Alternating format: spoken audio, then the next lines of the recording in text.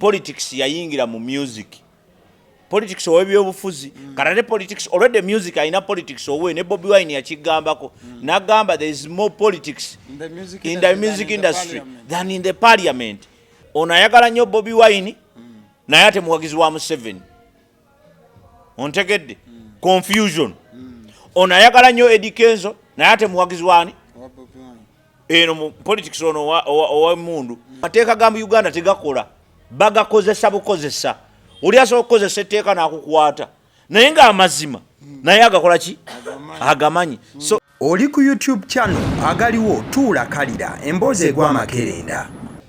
Waliwo omukyala amanyiddwa nga Mama Prosi ono wa mukatale k'owino abadde yeegumbulidde omuze gw'okuba nti abantu akanyama kabawomera okufa bagenze okukizuula nga Mama Prosi abadde abagambwa okukakana nga bagenze maaso n'okuba nti bamugombamu obwala kipayopayo ku poliisi eyagenze maaso n'okuba nga alonkoma Mama Prosi yagenze maaso n'okuba nga alonkoma Mama Pulo ye mwana omuwala abadde asaavinga abantu wakolewa Mama Prosi naga nti akanyama ako kemuwomerwa Mama Prosi ayina ekisolo kyaleeta kyamagulu ana wabula eddiba tuliyuzaako n'amaanyi ne tubawa akanyama akasavwa abasiddi omusozi ziri erinnya eryange agaliwo gwe mukutu kwe tuli buza ku bantu naye mbwetta ate gwe wawulirayo omulambo ogwafa kati nyama no ukagamba era Mama Pulo yeetaaga Jasiroyo ategeera tewali musanga awo. It is a domestic animal. No, it's not even about domestic animals. It's just about creativity. Hey, creativity. Spicing his hotel, her hotel. Hey, yazula nti waliwo ennyama ewooma etayogerekeka. Yembu nyama yembwa. So I don't think there is a problem.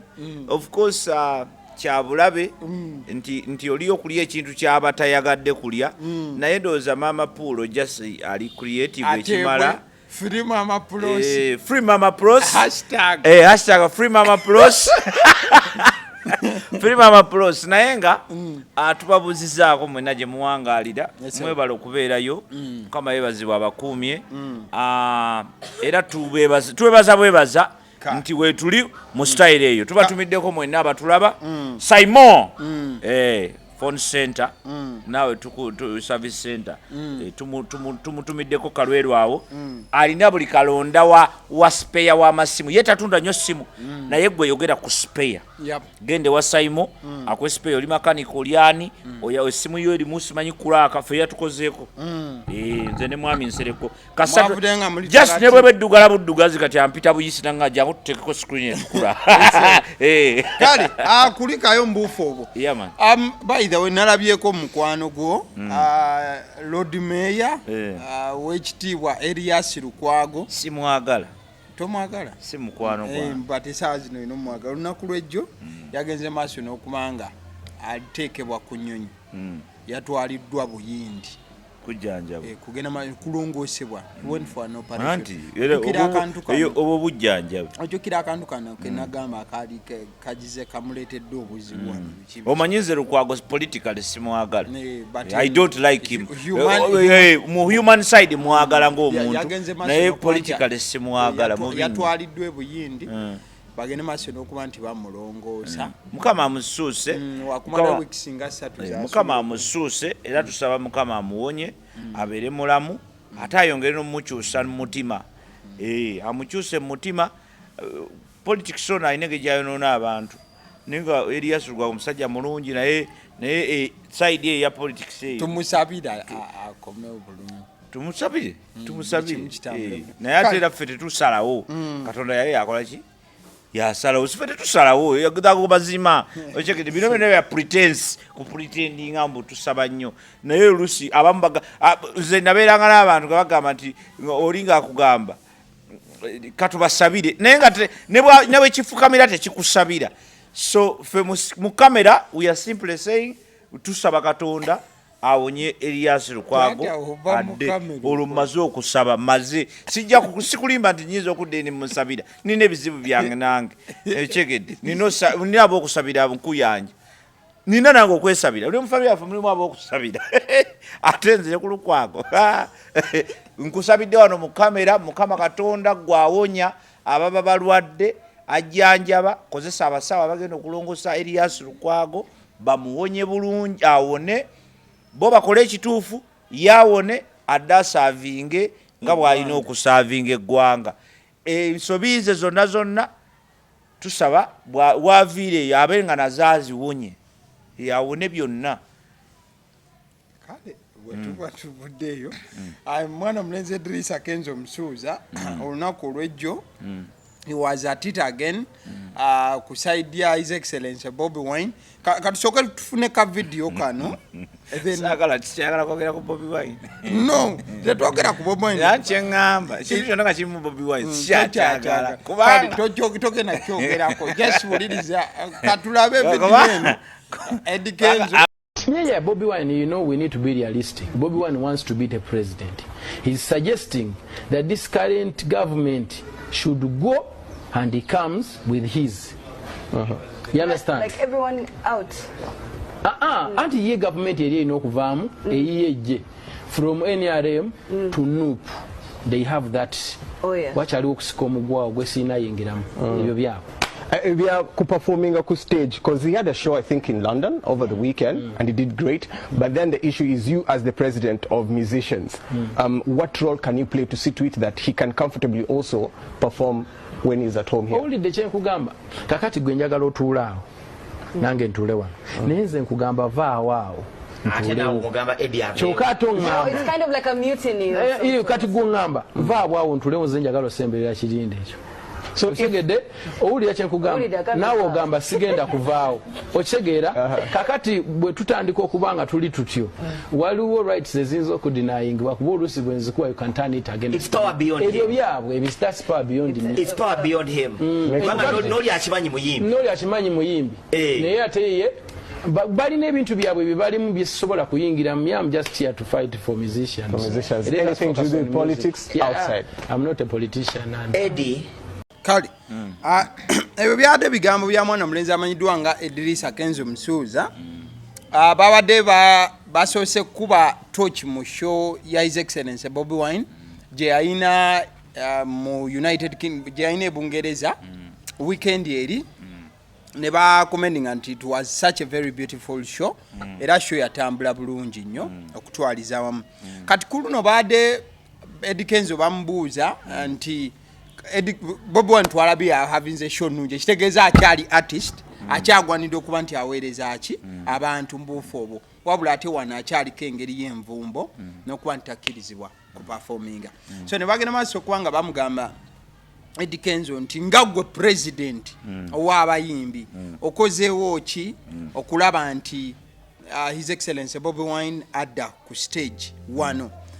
according to him agamba nti naye kennyini ebintu yabijjamu omuzannyo yagujjamu agumanyi era yali akisuubira nti ajja kukolebwako ebyo ebikola ki ebimukolebwako nagaana ogamba nti okusinziira ku ye agamba nti gwe yajja olwanyisa ye Mwami Museveni tasobola mukkiriza performinga ate ne point A o point T olw'ensonga emu nti ajja kufuna amaanyi mangi okitegeera kanaga aze ebyo sobola biyingiramu ate n'amaliza Eddy Kenzo y'omunga agamba nze ndiwo okulwanirira baki bayimbi nga yamaliza agamba nti ye aliwo okulwanira bayimbi kati ate nga omuyimbi Bobi Wine ate ye tali ready okukola ki kumulwanira nga gwe genda gakukube naye nze siri mu byavuzi naye ate ndiwo olwanirira anti Bobi Wine yeesobola okigedde so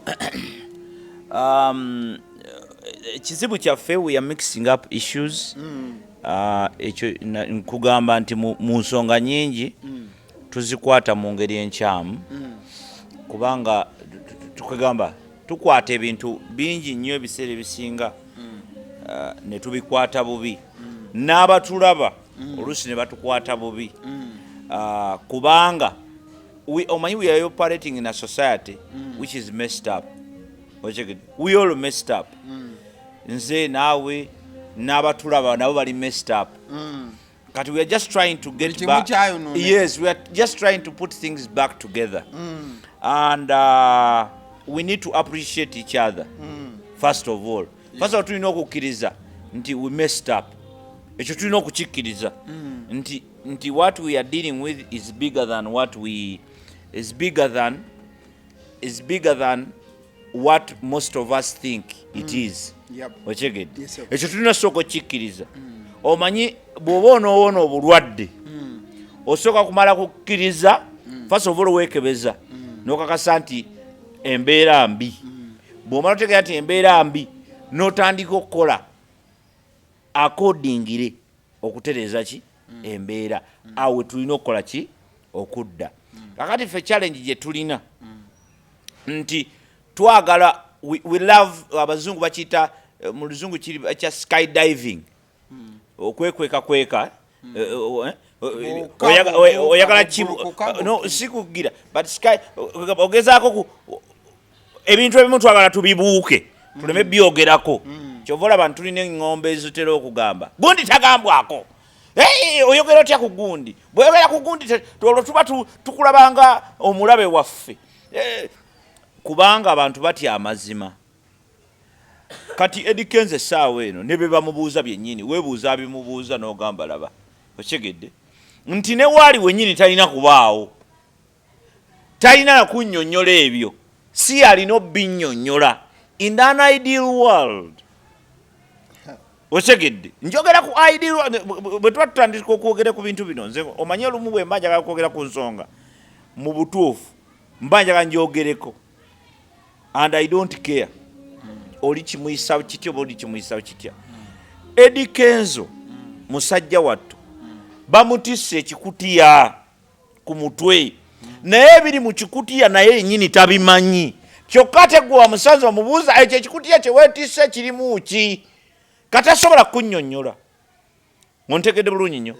So ye federation ku Eddy Kenzo nakugambyeko nayogera nawe luli nekugamba ekizibu ekimu ku bizibu bye tulina mu Uganda be bantu abakola ebintu ebirungi ku ngulu naye nga munda birina message ndala ng'ekigendererwa kyabyo ekyaddala kiki kirala. Gwe buli lwokolanga ekintu nga okikoledde mu mutima mubi ne bwe kiba kirungi kitya tekisobola kukola kubanga eventually kyetomera oba okitegedde bulungi. So okudda mu kibuuzo kyo Eddy Kenzo right now alwana olutalo oluli political kyokka nga ate si politician agamba siri politician era ye disclaimer gy'asooka okukola ki okuwa nakugamba nti omuntu yenna ayogera ekigambo n'agamba nze siri politician ye politician nnamba emu asookerwako yalina n'okukwatibwa bwe baba banoonya ba politician yalina okukwatibwa kasooli ayogera ekigambo n'agamba I'm not a politician kitegeeza ki politician yaani first of all lwaki abantu badduka nnyo politics buli muntu ayogera agamba nze siri politician lwaki olowooza abantu boogera byaleetera gundi obuzibu wano lwe yagamba nga si politician era nze omu ku baamwokya gundi David Lutalo gwe David Lutalo yogera kintu toli politician. What is politics anyway? Politics is a science and the art of managing in a society. Preacher mu church is a political person. Ochegedde wabula politics ayawukanira muki ayawukanira omukulu wa katale is a politician omukulu w'ekyalo is a politician president is a politician gundi church leader is a politician ne politics ayawukanira wa that is the question. Kakati bano bamikisinga politics w'ebyobufuzi w'obukulembeze ne bamikisinga ne politics wa music ne politics w'obukulembeze byanjawulo. Kakati ate bano bo kye bakola babimikisinga kati baba bimikisinga bye bizibu bye bafuna. Ffenna tukimanyi nti Bobi Wine yava mu music ontegedde Bobi Wine mu kuva mu music mwe yajja amaanyi gonna gaalina olwaleero If Bobi Wine was just a normal person, a random person, he wouldn't be politically like this. Amazima. Many people support Bobi Wine because he's Bobi Wine. They don't support him because he's Kyagulanyi Sentamu agenda ku ballot paper. Ne bakatumba baliko. Katumba oye yaliko. Ochamanyi ne gyali. Banji abali ku ballot bayitirivu. But they are not supported. Why? Abamu balina ne idea esinga. Bajje n'omugisha muntu baliko. Balina idea eri more applicable to Uganda okugikyusa than Bobi Wine's idea of tugobe Museveni. We want to change a dictator. Eri very politically right, eri economically right, internationally right. Esinge ya Bobi Wine emirundi nga 15 if applied, but he doesn't have any support. So kitegeza music yakoze ki, the Bobi Wine is the one we are supporting. Ye yavayo gutulaba. So mungere efaanana bwetyo. Njagadde nkigaziyeemuuko abantu baleme kitululiramu angeemu kigaziwemuuko nti as an expert I know that we are losing from just angles. To mixing ebintu kino kiyingidde mu kino kiyingidde mu kino kiyingidde mu kino. N'abakyaza abantu ku TV nabo babuuza ebibuuzo nga biri biased kubanga bawagiza ate ba Bobi Wine. Katetebereza omuntu awagira Bobi Wine ali mu kubuuza Eddy Kenzo. Balamu yakibagamba wano nti babanyi mwenda muli ba Bobi Wine. Kakati muli kati okyaziza omuntu owagira Bobi Wine Eddy Kenzo tali ready kugira byogera kuwagika kakati and that's the point. Kati olabe ekyo kyenjogedde gwogamba mpagisi naye tubamanyi abamu bambala n'obukofiira abamu balayiridde ne ku stage n'agamba ffe president waffe yani naye ng'akola ku TV ng'akyaza alina ne political show alina ne political program. So kyenkugamba nti we mix up issues ate kiri normal although tekiri right okyegedde naye nga kibadde wera wekiri era kati kyekitawanya Eddy Kenzo. Kati Eddy Kenzo yeetisse omugugu gwa federation onkyegedde ayagala akasente ye ng'omuntu. Buno obwa president tebuli right okyegedde ku ye kubanga senga kyali genuine bali beegatta bwegasse kuki kuwuma kuba wuma weeri Uganda Musicians Association okyegedde tulina already National Cultural Forum ontegedde weeri tewali nsonga lwaki ono yali aleeta ki federation but ensonga weeri behind him alina omulimu gwakola alina gwakolera kuba kati alina okunafuya Bobi Wine. Ogwo mulimu munene mu Uganda olwaleero okutemako Bobi Wine amagulu. It is a big job. Abantu bagufunyeemu. Ffe kyovulaba bwe tujja with the logical sense. Oba oyomba n'oyomba tetulina gwe tukolera tukugambye wano Bobi Wine aba mukyamu wano aba mutuufu simple gwe wulira bubi it is your business sisula wuwo. So kikyengezaako kugamba yes so kikyengezaako mbuya sikimanyi olowooza sikimanyi. So kikyengezaako kugamba nti Eddy Kenzo musajja wattu mumumixinze omutwe ne bwolaba ebigambo byayogera bikulaga bulazi nti nekyayogerako olumu olusi kimutabukako buki butabusi yakugamba nti nze siri politician ku nsonga eno naye gwe kkiriza gaana bw'oba ogambye nti olese gwe president w'abayimbi Bobi Wine akukwatako naye ne Bobi Wine naye abikola abigenderedde because naye tajja kusubmitinga era tayagala amulwanirira. He is happier like this. Gwokimanyi nti Bobi Wine musanyufu nnyo kubanga tayimba kyongera okunyweza byayogera nti bangobe Uganda siyimbirayo era kyekikola shows eri ne ziba z'amaanyi kuba naluli yali ayimbirayo shows zabanga zamanyi bwezityo okyegedde ontegera bulungi. So the idea is very simple. Bino byonna biri political. Nkugambe politics is a science and art of managing what?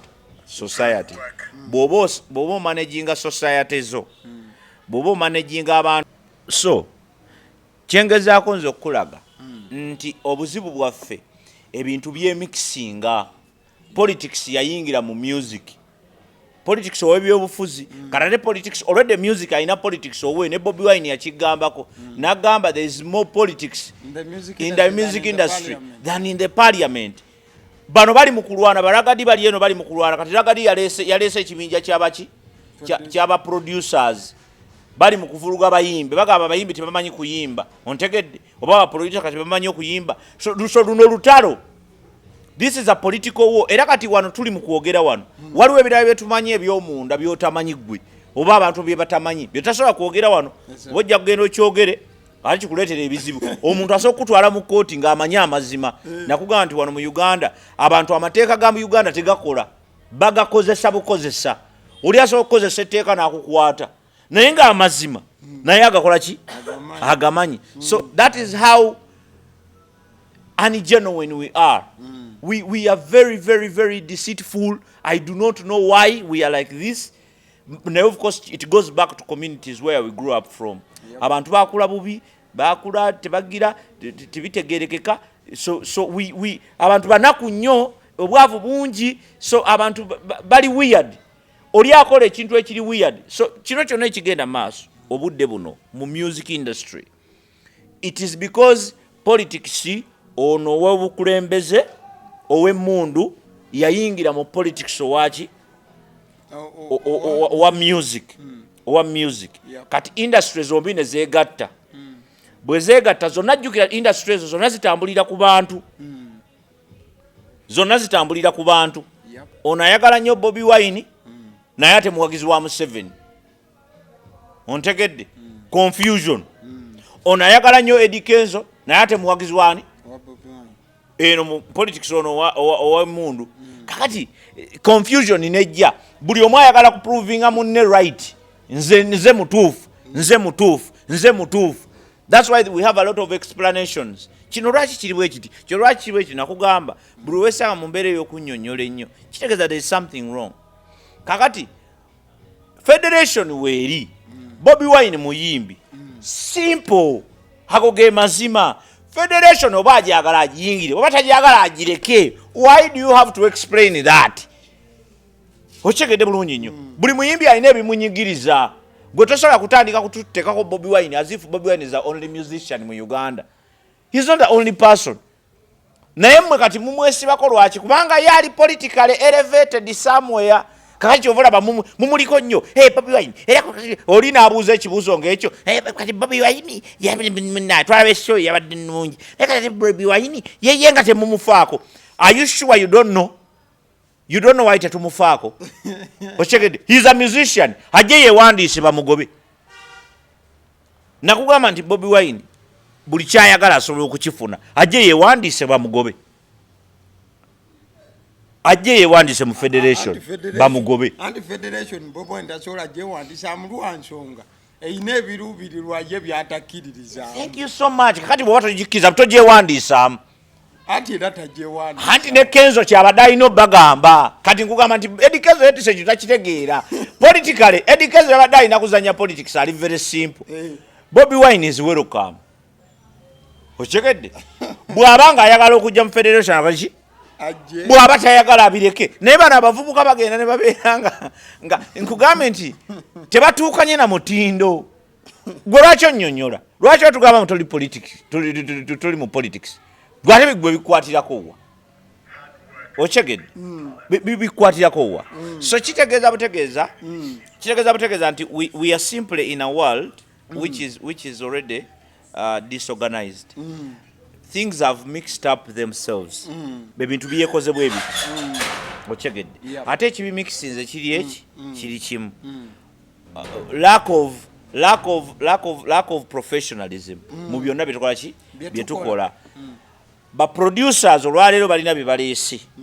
Nga ekigendererwa kyabwe kyakunoonya ssente naye bali mu kwesiba ku bayimbi bagamba nti twabakubira ennyimba ne zinyuma ziri ezitaanyuma zo tuzikolere ki ng'ate twabasasula okyegedde bulungi nnyo we still have problems nze nakugambye nti waliwo abaana abawala abayimba abagenda mu studio z'abasajja bano abakola music ne babeebakako kubanga tebalina ssente za kubasasula okyegedde kati omwana ng'ayisaawo oluyimba ng'adda ku ggwe okyegedde bulungi nnyo so the idea is very simple music oyo gwolaba is a chain is a big chain tosobola kudda gwe producer kati producer bekyanze kati kinavaamu ne ba strategist gwekimanyi nti no music alimu ba strategist oli agamba nti luno oluyimba lwe luba lufuluma tuzeeko luno kati o strategist kati nabo bakola association yaabwe oyo n'avaawo ne tudda ku promoter agenda promoting a music ono mutwale ku TV mutwale ku radio mutwale ku ki ne tuddakaawo babitex bambalesi ne tuzaakaawo bagundi babakolako dda naye kati ne tudda ku bagundi ku banankani ekinaavaamu n'abawagizi bagenda keera kumaja bagambe kati naffe twagala association eyaffe nga ffe bawagizi. So we have freedom of association and we have no problem with association. But the association must always omusajja mwaka tebaka lwaki mwaka yero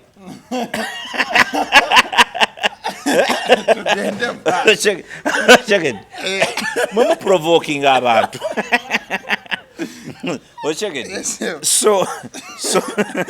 so chichengeza omusajja mulaba wa people power atwa mwaka tebaka yero that's where we mix up issues kati omufana y'ekyo nekifuluma tomanyi kyoba okuriyetinze okyegede bulungi ekikyengezaako okugamba what I'm trying to say is stop mixing up issues oli bw'olaba ayambadde Eddy tomuteeka mu katebe ka yero ontegedde as simple as that let us agree bw'obanga bw'osalawo n'ogamba nti omanyi nze ndi muyimbi yimba bw'okulosinga n'ogamba kati ngenze mu ndongo ngenze mu politics era kola politics bw'owulira nga oyagala okubeera ne mu music era still kimixing eggwe mu ngeriyo naye totukaka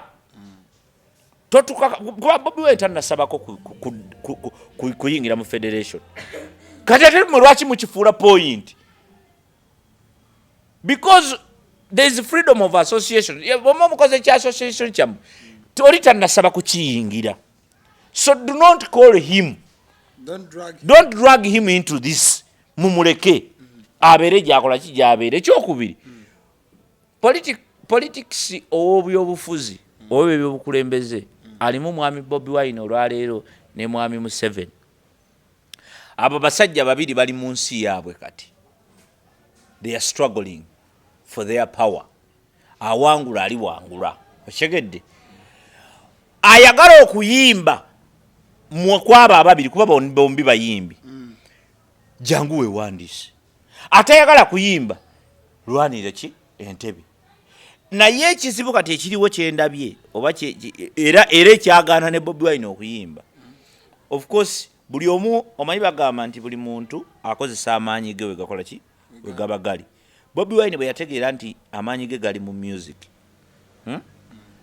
buli kyakola anyigiririza mu music era walabye ebintu bye yayimbidde banne ng'ali eri yagambe tumenkemu ne bamukkiriza amenke bwe yamense walabye bye yayogedde yababuuzizza era nabo ne bagamba tumenkemu n'amenka bwe yamense walabye bye yakoze ki bye yayogedde kati amaanyi ga Bobi Wine awo wegakola ki wegali era awo alina okoncentratinga kati nammwe abamukubira ekikopo nammwe we muyita kakati ye Bobi Wine nga tayimba temumanyi lwaki tayimba temukimanyi Museveni yenyini yagamba Bobi Wine atoba musajja agamba nti gundi oli ali mu kugamba temuweereza musajja mmundu yagamba nti kale oba tebampeereza mmundu nawe tojja kuyimbira wange gyenfuga as simple as that luno lutalo luli very clean terulimu yadde politics mulala yenna it is a clean war omu ayogera ekigambo kimu n'omulala ayogera ekigambo kirala ontegere bulungi nnyo. So as simple as that, luli olutalo mululeke luli ku level ndala. Bino ebya music mubikole kati mu nsembayo nga mpa amagezi. Buli muntu yenna alowooza okukola association kebenga yaba boda. Togikolera mu mutima gwa kwagala kufuna sente. Sente ojja zifuna naye ng'ate ebyokukola bikyaliwo. Yep. Kakati obeere useless. Olukinge stupid. Wachekede bulungi nnyo. Olukinge very stupid. If you wake up one morning, nogamba ngenda kukola association, because mu Uganda tulina right to associate. Nakatuyinza okugamba YouTubers Association ne mubikola gyeri ndowooza. Osobola n'okukola association y'abalalu. Olaba ne ba commenters ku social media. Nabo balina association eyabwe. Ochekede. Kitegeeza ki? We have a right to associate. Yep. But we do not have a right we have a right to associate. Yep. Naye tetulina ebijjiramu byonna bibeera mu integrity. Oba nkikyusa ntya mu Luganda? When you are associating, okulowooza okwenjawulo, bw'oba okola association, olina okuassociatinga n'abantu be mufaanana endowooza. Abantu be mufaanana endowooza, be mufaanana entegeera, be mulina level of understanding. Then integrity yebataasa yokka. Otherwise, senga obeera mu association nga gweka gw'otegeera, it is a problem. Era kyentera okulabula gundi ebitongole byammwe ebyo nti mulina ekizibu. In fact, people power, which is good, which is noob. Kati yafuuka noob. Nze naye people power nenjita nenvira kati si kyayagala, saagala bibiina byabufuzi, sibeera mu bibiina byabufuzi. So naye ekizibu nti omulamwa mutuufu naye abantu betuli nabo si be batuufu. On that very note, abyeko ne mwana mulenzi Katamba MC Kat gye buvuddeko abadde ayogera nnyo mbamawulire ng'abalaga nnyo nti Eddy Kenzo tamuyambye, abaana be tabawadde ku ssente zajjalo. Eddy Kenzo replied n'amugamba nze MC Kat kyali wange nga kyali naye yali ayagala nze ku bya ssente muyambo na personal ki leva jewo kwaba kusete zajjano. Eddy Kenzo n'agamba amazima ga Katonda agaliwo nze sisobola kuwa katisiki sente birina amateeka protocol. Namusindike wa beta omumanyi beta amayiba asindika katisi wa beta katisi yanyiga naga Eddy Kenzo wange anga ngende wa manager we integrity. Kakati ekyo nkitegedde. Omanyi balina ebintu bibiri. Balina federation, balina ne sako. Kenzo kyasobola okukola kiri kimu kugamba abantu nti bannange omusajja wange mumutunulemu naye agati ye talina lukusa lukwata mu kisawo kuwa emusika anti uliriza kati ekizibu ekibeeramu ebyo bintu anti nagamba nti Eddy Kenzo yeetisse ekintu ekigugu ekinene bwe kiti ebiri munda mu kigugu tabikola ki tabimanyi. Ontekedde bulungi nnyo. Kakati ate bano abamulaba ba MC Cats bamanyira bino ebintu by'okutula. Nze njokya njijjamu tonziza mu protocol njojjamu. Kakati awo Uganda jjukira weeri. Uganda awo weekola ki? Weeri. Abantu tebagoberera mateeka. Ontegedde. Ekyamazima sako. Nze nakugambako ssente abaana abamu ze baafune Kalweru eyo. Twagenda personally. Nawandiika ne tugira asima ife ba security simanyi biki baana ba ghetto eyo. Twalina ekitongole actually nakati weekiri ghetto concepts. Kati nga tulina abaana awo tugira tukoze ebintu emirimu gyaffe nga bogimanyi. Kati abaana bajja baŋŋamba bansomeramu nti abaliwo ssente simanyi zaze konze kati bikola bitya nti kati zomanyi simanyi saagala nnyo bintu byakumpa. Kati ze kennyini nga banfuula simanyi sekuritale simanyi biki gwebera sekuritale simanyi chairman nga tuka kupenna lupapula kumbe simanyi bivubuka binkozesa bukozesa empandiika biki bimala bankubira simba ngamba nti ebintu byayitamu abaana babo miliyoni 3 simanyi mu mmeka koze what mbabuuza so zakola kizikola ki nti sente simanyi bazibawa simanyi ate bazibawa simanyi oli yalina anti we eri munda simanyi mu ssako ate kati bone babawa koza hanjagala kutegeera kati zikola ki ziriwa olwo nange nkyamusa eŋŋamba project zaffe zikole ki zitambule nga nze ŋŋamba nti kati tubadde tubonaabona ne bino byonna bya project z'abakyala baffe abiki tubateekemu ssente tupulaninga tukole mbabuuza kachairman aliwo office zakyuse dda bakubye akabaati baati kali awo omukaga atudde omwo ye boss kati ntuukayo mugambo wa baŋŋambye nti ati kati olaba ekiriwo kubanga tubadde tugira tuteekateeka konze wait a minute nziza mukwano gwange bali mugamba kiki ekigenda mu maaso nti abo bafuna ssente kati bagira beebuzaabuza omukubira essimu tagikwata wenjogerera ndowooza kati ssente zabaggwako baavu bayonjo baddayo ku layini baavu bayonjo bampita luli ne ŋŋamba sigenda kujja nabo gamba ebigambo byali bingi ku ssimu nga bigazimu ebya Ssaalongo nafuuka ndi Ssaalongo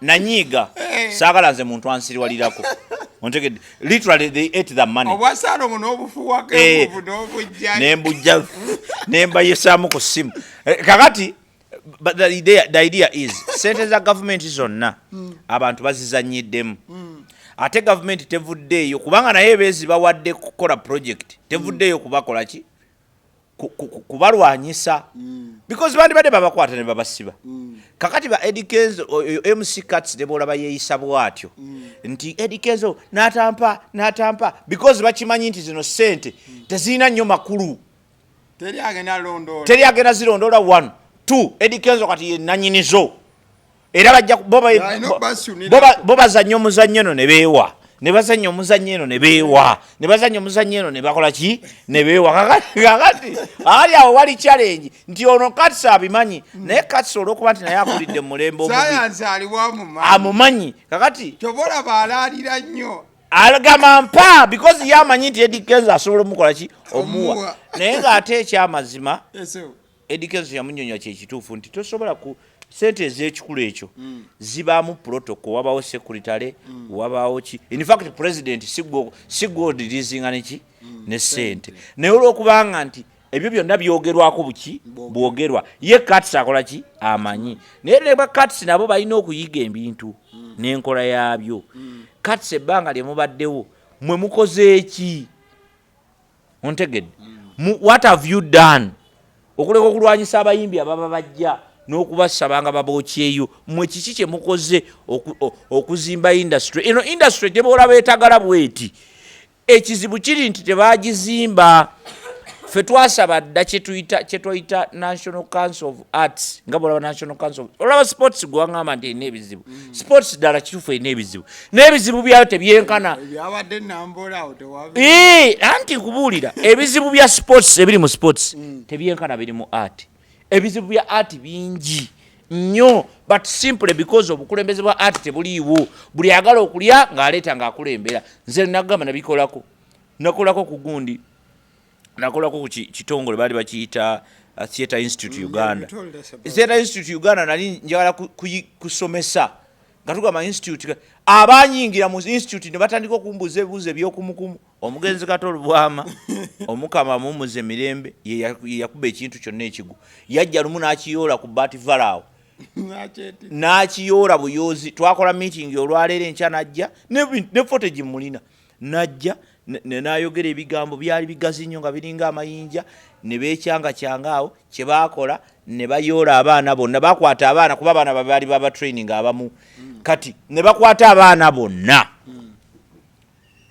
abali abakulembeze ne listi zonna ne bazitwala nga Katolo Bwama abagambe sero yali mu parliament nga abagambi nti mbatwala wa Museveni agenda bawa sente abaana ne bava ku miramwa gyonna gye twaliko gyonna ne bagamba kati gwe tumiza institute nze ndi mu ddiiru ne ba Dr. Hawa Makerere tusomesa abaana bano babeere professional baleme kubeera muono kasasiro gwe babeeramu so era omulama gwaffe omukulu gwaligwa professionalizing theatre nekiyiika baki Katolo Bwama yakikwata bwati nakiyiwa ne babawa miliyoni 16 zayita mu NCF nenzirabako ne bwendi nga bakutte bwe bati good check ne bazifunako sente kasaziyingira mu kintu ekifiira kubanga kwolwo lwenako kiwulira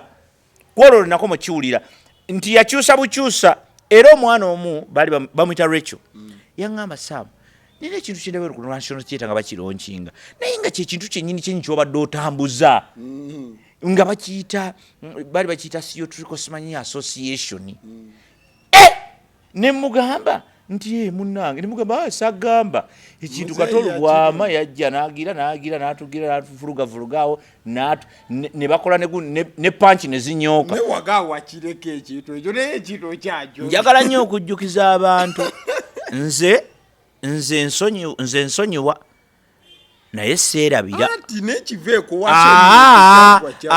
abantu senga bayiga ebintu bino senga bino bya association ebitagala tebiriiwo bino byolaba ebyaba producer oyogera ki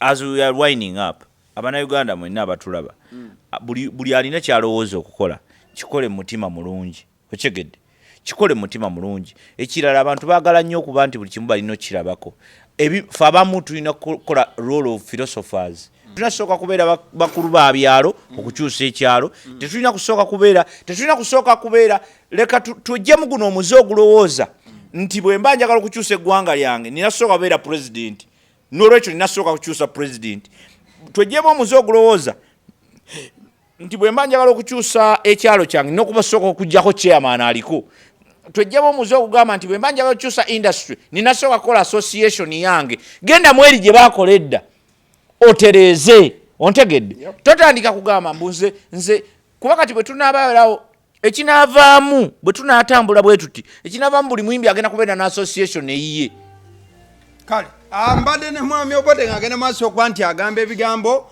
awabula nga sinava wano njagala kutegeeza kusula motozi bano basangibwa Makindye tubatubidde nnyo abasula Motors International mwebala okutunda emmotoka ennungi twagalayo njaggikolanga lwaki olya ssente wekka abasula Motors tusanyuse nnyo okuba nti mutuwagira bye mutukolera byonna tusiima mwebale obubaka bwatuuka bulungi Sula Motors abasula Motors gwatulaba batunda motoka basangibwa busaidize Makindye gwe kasowe tawe Makindye isakalenda okirira opposite in Africa Oil awo otuukawo ekiri wali motoka zokka ne bwoba togisanzeewo mu lujja gwe yogera ekigambo kimu nti emmotoka eyo njikola ki njagala bagenda kugikuleetera tutumiddeko mukwano gwaffe nnyo era naye akolaawo Bukenya Media we love you so much tukwagala nnyo newankubadde kuba Bukenya luseke nkulaba tomubeeranga kawo n'omulowoozaako Bukenya mwagala Bukenya wa mazima nze njagala nnyo abantu b'amazima si wa maanyi nnyo naye wa mazima mbeerawo n'abeerawo nze wa maanyi Bukenya musajja yabadde ku kamera we